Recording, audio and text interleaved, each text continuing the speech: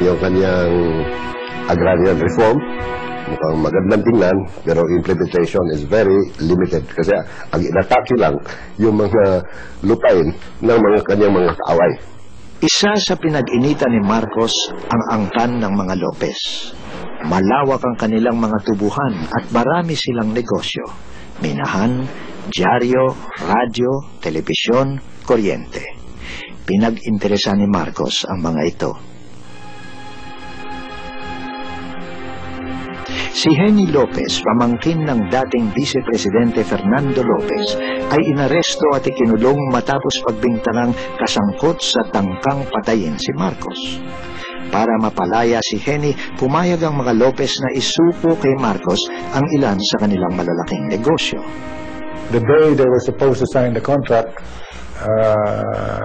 the lawyers of Mr. Marcos asked my father, said, Mr. Lopez, you're about to sign the contract, you haven't even read the agreement. He said, if I disagreed with any of these conditions, will you change it? They said, no. Well, he said, then what's the point? So he signed. Nakuha ni Marcos ang Meralco at ABS-CBN, pero hindi siya tumupad sa pangako. Naka5 taon sa kulungan si Henny Lopez. Lumaya lang siya nung umiskapo sila ni Sergio Osmeña mula sa maximum security prison sa Fort Bonifacio. Binuwag ni Marcos ang bahagi ng lumang oligarkiya na sumasalungat sa kanya, pero pinalitan niya ito ng isang bagong pangkat na binubuo ng kanyang mga kamag-anak at katoto, ang mga cronies. Isang bagong kaayusan sa negosyo ang lumitaw, crony capitalism. Kabilang sa mga nakinabang sa martial law ang sariling pamilya ni Marcos. Ang kapatid niyang si Pacifico, isang doktor, ay nagkanegosyo sa insurance, banking at real estate. Ang isa pa niyang kapatid, si Fortuna Barba, ay napasok sa shipping. Ang kanilang ina, si Josefa Edralin Marcos, ay nabigyan ng kontrol sa mga kumpanya ng pagtutroso, tabako at food processing. Lahat-lahat, 48 kumpanya ang hinawakan ng pamilya Marcos. Hindi pa huhuli ang mga kamag-anak ni Imelda. Napunta sa paborito niyang kapatid na si Cocoy Romualdez ang 11 malalaking kumpanya. Kabilang dito ang ilang negosyo ng mga Lopez. Si Cocoy ay naging embahador sa Estados Unidos.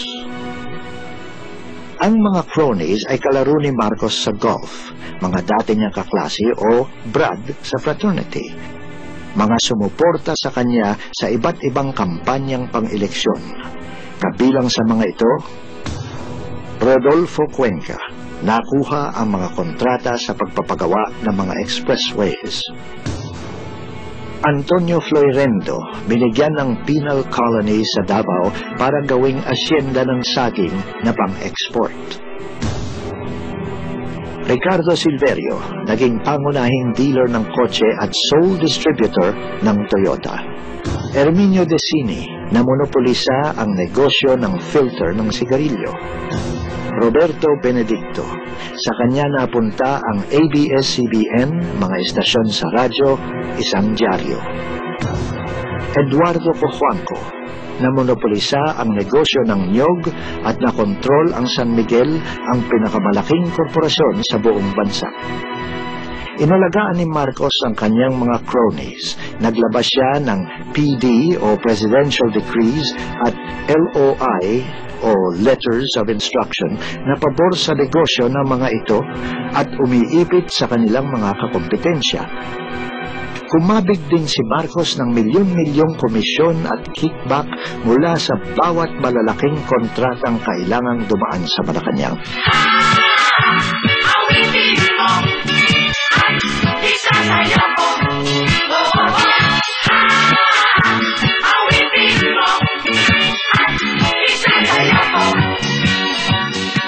Sa simula, mukhang gumanda ang takbo ng ekonomiya.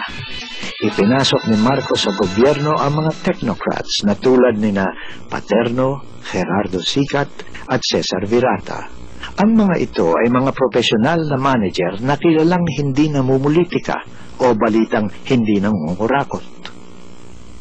Lumago ang tubo ng mga pangunahing korporasyon, tumaas ang gross national product at nagkaroon ang Pilipinas sa kauna-unahang beses ng balance of payments surplus dahil sa di inaasahang pagtaas ng presyo ng mga produktong pang-export, pangunahin na ang asukal at niyog.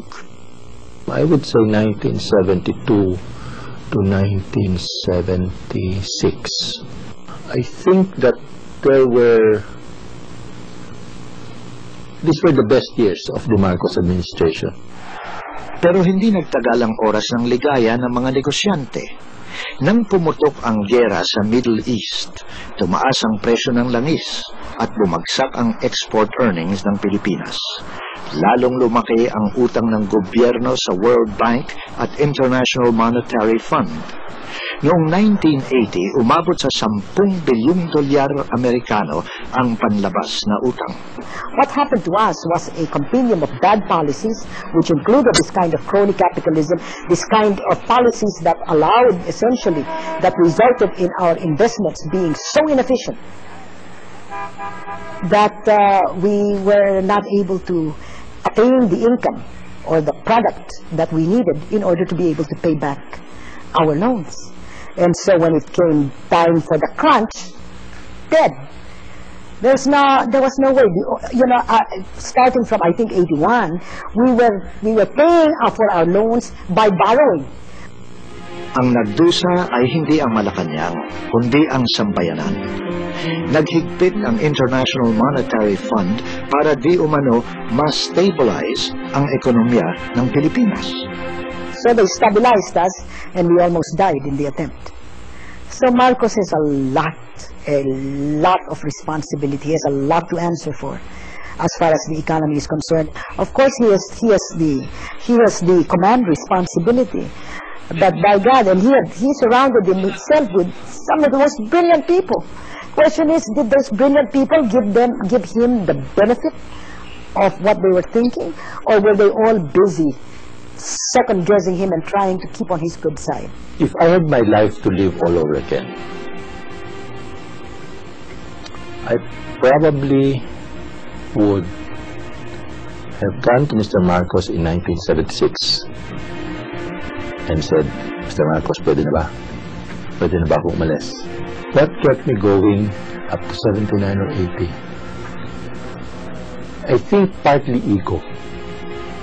Partly the feeling that kung ako'y umalis, lalong sasama ang sitwasyon because the people that will take my place will not be as principled or scrupulous as I am. So I'm saying it's ego, no? And maybe I should have left earlier.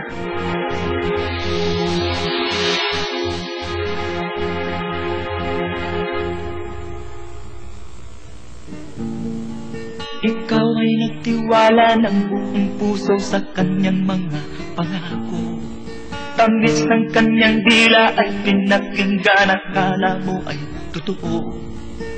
Ang ginanti niya sa pag-ibig mo ay puro pagbabalag kayo. Dahil ko pinasabi na isang magsasaka, ako'y taga Bohol, ang liit na isla. 2 taon, 70 kaso ng lupa. Hanggang ngayon walang binibigay kahit isa. Sabi ng magsasaka, hindi na yata pwede yung reforma, Ed. Pwede bang revolusyon? Sabi niya. Ngayon na ang tamang oras, o swimming daw, wag ka nang maghintay pa. Ikilos mo ang iyong mga kamay, hapang mo ang iyong mga paa. Lumakas ang puwersa ng Communist Party of the Philippines at New People's Army, lalo na sa kanayunan. Sa unang taon ng martial law, itinatag ang National Democratic Front, isang makakaliwang alyansa na nagtataguyod ng sandatahang pakikibaka. Sa kalakasan ng CPP, NPA, NDF, tinatayang umabot sa mahigit 20,000 ang armadong kasapian nito. Sa hanay ng Muslim Secessionist Movement, itinatag ang Moro National Liberation Front at sa kalaunan ang Moro Islamic Liberation Front. Ang mga grupong ito ay sinuportahan at inarmasan ng mga mayayamang bansang Muslim sa Middle East. Naging matugong larangan ang Mindanao. minsan na. Sa Cordillera, plano ng gobyerno na ipatayo ang Chico Dam, isang proyektong sisira sa tradisyonal na pamumuhay ng mga katutubo at sa kanilang mga pamayanan. Nagprotesta ang mga Kalinga sa pambihirang pamamaraan. Tumitindi na rin ang pakikipaglaban ng mga Kalinga, yung mga kababaihan nga, isang beses, para tutulan nila ito, sila ay humarap sa mga militar na wala silang suot na pantaas, no? Sa marami pang mapanlikhang pamamaraan, pinatunayan ng iba't ibang sektor ng lipunan na hindi lahat ay tumahimik o lumuhod sa takot.